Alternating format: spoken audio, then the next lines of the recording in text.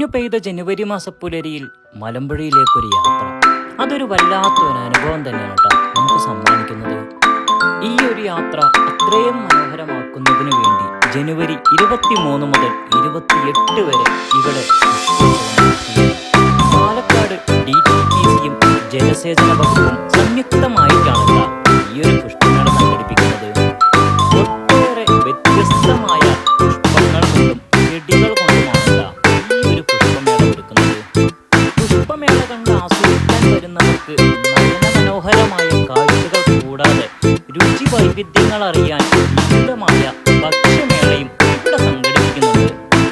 ഇത് മാത്രമല്ല ഒട്ടേറെ വ്യത്യസ്തമായ കലാപരിപാടികളും ഈ ഒരു പുഷ്പമേളയുടെ ഭാഗമായി ഇവിടെ സംഘടിപ്പിക്കുന്നുണ്ട്. കാലത്ത് 8 മണി മുതൽ വൈകിട്ട് 8 വരെ